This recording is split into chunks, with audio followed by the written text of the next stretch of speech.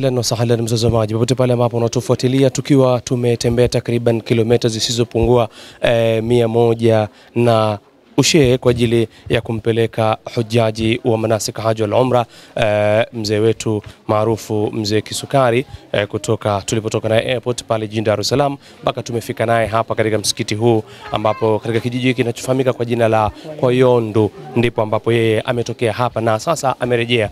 Mashallah mzee wangu, kwanza nikupongeze kwa kwenda lakini pia kurejea nyumbani, lakini umezungumza pale, mkurugenzi amesema kwamba wakati unaondoka ulikuwa na wasiwasi sana, lakini umerudi umekuwa na machozi mengi sana.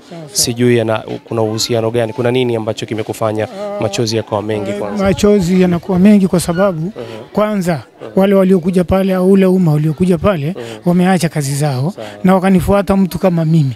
Kwa hiyo kwa namna moja au nyingine nilijihisi nikiwa na furaha kupita kiasi, na ndio maana nikaamua kutoa machozi.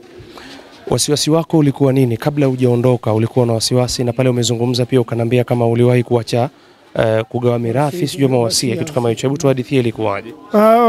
Wasia niligawa kwa sababu nilitoa wasia kwa sababu ya afya.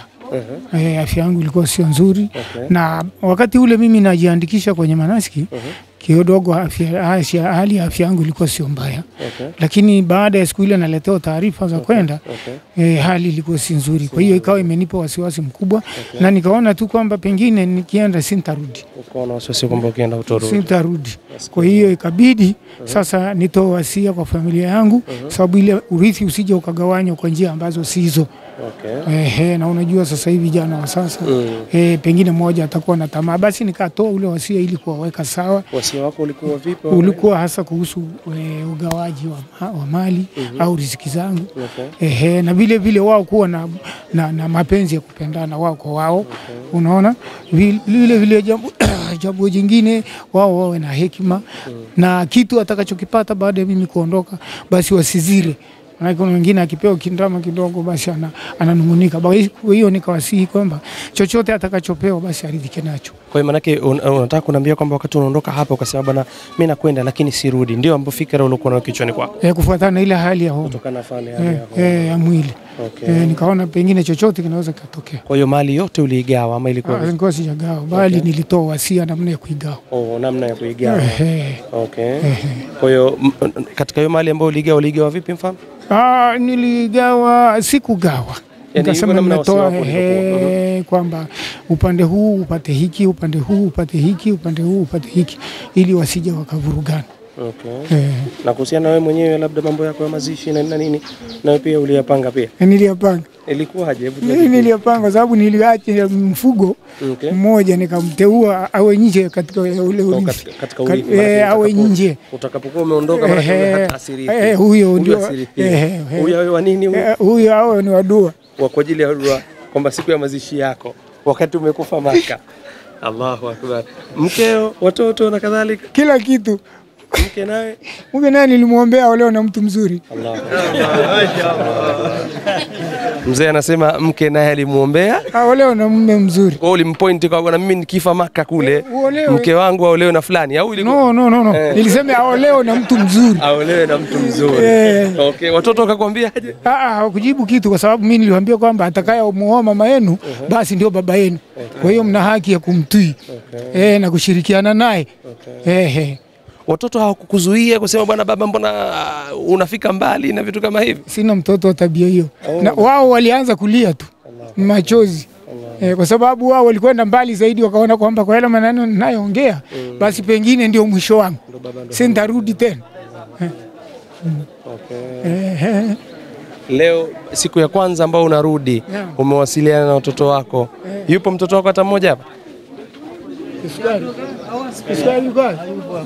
Hayupo. Hayupo.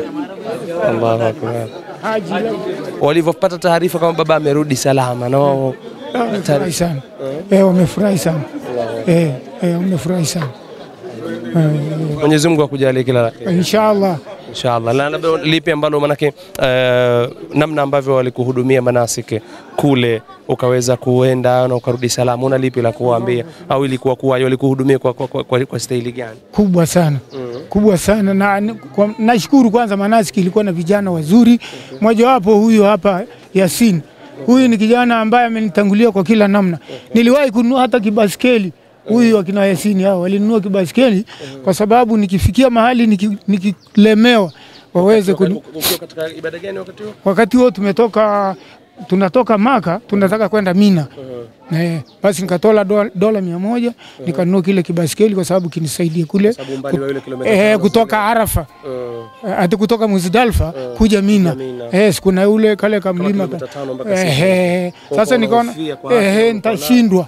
Sasa wakaja na kile kibaskeli pao kule, kwa bahati nzuri mdogo Mungu akanipa afya, sikuweza kushindwa, nikaendelea. Bahati mbaya nitasema kama hivyo, akapatikana mama mwingine ambaye mwenye uhitaji wa ile baskeli. Kwa maana yeye ndio alishindwa kabisa. Kwa hiyo hakununua baskeli maana halikuwa afya yake iko vizuri inaonekana. Lakini katikati afya ikabadilika na mimi nami ikabadilika. Wewe ikawa nzuri, ile ikawa mbaya. Allahu Akbar. Akainunua akanirejeshia fedha zangu kwenye ile baskeli. Basi ikawa ile fedha imetumika tena kwa matumizi mengine. Nikushukuru sana mzee wangu, nataka kila la kheri inshallah. Mtazamaji, mzee Kisukari ndiye ambaye basi tulikuwa naye, tumezungumza naye na hapa tunamwacha sisi, tunaelekea na tuendelee na safari. Lakini moja katika vitu ambavyo vilinishangaza ni baada ya kuzungumza kwamba aliacha wasia kabisa, akagawa mpaka mali yake mpaka na mkewe, nani wa kumuoa ama aolewe na nani, kutokana tu na ile hali yake ya kiafya kuwa sio nzuri namna hiyo. Bila shaka si jambo dogo kwa kweli, kwa sababu unajijua, unasema umeamini kwa mimi naenda huku na sirudi, alafu pia unaenda. Allahu Akbar. Sina la ziada. Naitwa Ridwan Sharifu.